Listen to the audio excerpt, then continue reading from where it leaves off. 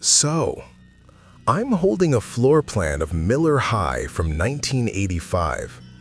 According to this blueprint, I'm currently standing in the middle of a staircase that leads to a fourth floor. The problem is, there is no fourth floor. Or at least, that's what the school board has told every student in this town for the last 30 years. But I'm looking at the brickwork right now, and it's still warm to the touch.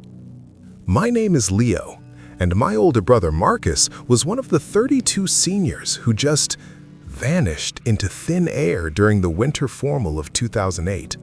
No bodies, no runaway notes, no trace. Just a whole floor of a building that supposedly doesn't exist anymore. My mom died last month, and tucked inside her Bible was a rusted brass key with a tag that just said, Room 412. I'm back at Miller High tonight, and I brought a sledgehammer. Have you ever wondered why your school has those weird, dead-end hallways? You might want to start knocking on the walls. Look, Miller High wasn't always this creepy. It's your typical Texas school in a town where football is basically a religion. Back in the mid-2000s, things were normal. My brother Marcus was the star quarterback. He had the scholarship, the girl, the whole American dream thing going on. But then, November of 2008 rolled around. It was the night of the winter formal. Everything was fine until about 10 p.m.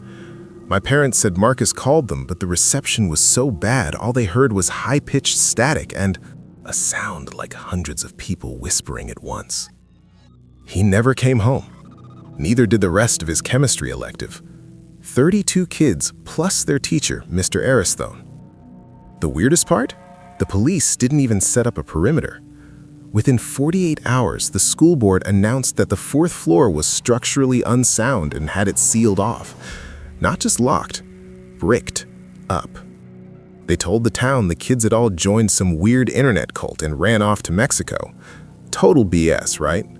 But in a small town, if the sheriff and the mayor say it's a cult, you shut up and believe it. My heart is beating so hard I can feel it in my teeth. I waited until the night janitor finished his rounds in the C wing. I'm standing at the end of a third-floor corridor, right where the storage closet is supposed to be. But I've seen the old photos. This used to be a grand staircase. I took the first swing at 1:15 a.m. The bricks, they didn't feel like solid masonry. They felt soft, like they were waiting to be broken. On the third hit, a chunk fell inward. No cap, I expected to see insulation or pipes, but I didn't. I shined my light through the gap, and there it was. A perfectly clean, white-tiled floor. And the air, it didn't smell like a construction site. It smelled like cheap floor wax and Axe body spray. Like 2008. I kept swinging until the hole was big enough to crawl through. As I stepped over the debris, the temperature dropped like 30 degrees. I looked back at the hole I just made, and I swear to God, the dust in the air wasn't moving. It was just frozen. I'm inside. This is insane. I'm walking down the hallway of the fourth floor, and everything is perfect. There's a poster for The Dark Knight on a bulletin board. There's a Razor flip phone lying on the ground, still plugged into a wall outlet. I picked it up. It has full bars. How is that even possible? This floor has been sealed for nearly 20 years. I reached room 412. The door was cracked open. I walked in and my breath hitched. It's a chemistry lab. There are notebooks open on the desks, pens lying next to half-finished sentences. I walked over to the teacher's desk. There's a coffee mug there. I touched it, and it was still warm. I'm starting to get this really sketchy feeling that I'm being watched. Not by a person, but by the room itself. I looked at the chalkboard. In the corner, someone had doodled a series of symbols. Circles inside of circles, with lines connecting them to the names of the students. Marcus's name was at the very center. What were they doing up here? I found it. Under the teacher's podium, there's this thing. It looks like a server box, but it's made of some kind of matte black metal that doesn't reflect my flashlight. It's covered in these etched lines that are low-key glowing a faint purple. I found a folder next to it labeled Project Kronos, DARPA Phase 4. You guys, Miller High wasn't just a school. The basement and the top floor were being leased out to a private defense contractor. They weren't teaching chemistry in room 412. They were testing a localized frequency anchor. I started reading the logs. October 2008, target students showing increased alpha wave synchronization. November 10th, the anchor is holding. The fourth floor is beginning to detach from the local space-time gradient. They weren't missing. They were harvested. The contractor wanted to see if they could fold a piece of a building into a pocket dimension to use as a fallout shelter or a hidden base. But something went wrong on the night of the formal. The fold didn't just hide the floor. It locked it in a loop. I walked further down the hall toward the gym entrance. The music started then. It wasn't coming from speakers. It was coming from the walls. A muffled, distorted version of a Lady Gaga song, playing at half speed. I pushed open the double doors to the gym. Oh my God. They're all here. But they aren't ghosts in the way you think. They look like digital glitches. I saw Marcus. He was standing near the DJ booth, mid-laugh. He looked exactly like he did in the photos on our mantle. But when I tried to touch his shoulder, my hand went through him like cold smoke, and a burst of static filled my head so loud I fell to my knees. I realized the truth then. The government contractor, this company called Ætheldard, they didn't just lose these kids, they used them as batteries. To keep the pocket dimension stable, it needs a constant stream of human consciousness.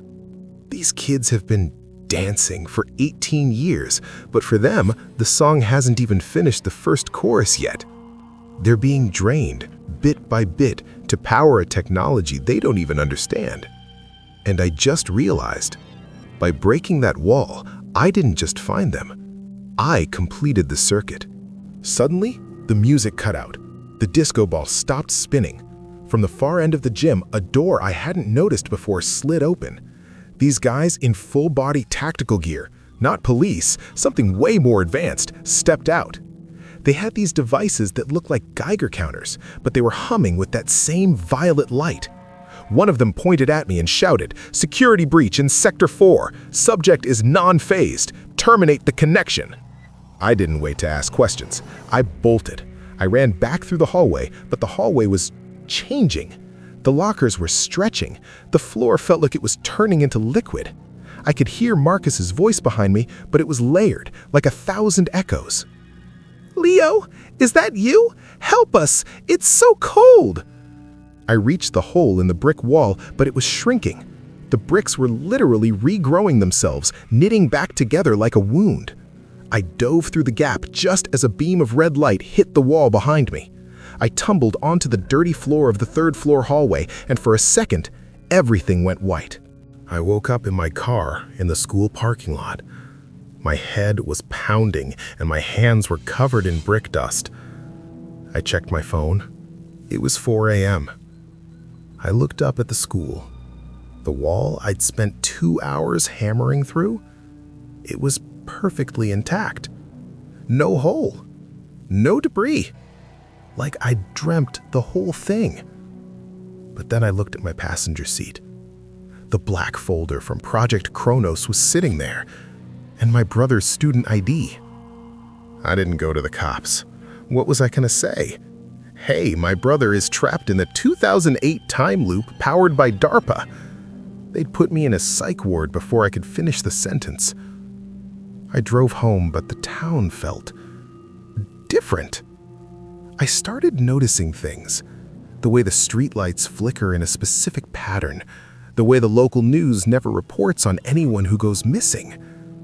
I looked up Ethelgard online. 0 results. Not even a site under construction. It's like they've been scrubbed from existence. I realize now that this town isn't just hosting the experiment. The town is the experiment. It's been 6 months since I went into Miller High. I haven't been back, but I can't leave. Every night at exactly 10 p.m., the time Marcus made that last phone call, my laptop starts acting up. The speakers start outputting this low-frequency hum. I've been recording it. I ran it through some audio software yesterday and slowed it down by 800%. It's not static. It's voices. I can hear the 2008 Winter Formal happening in real time. I can hear the DJ announcing the prom king.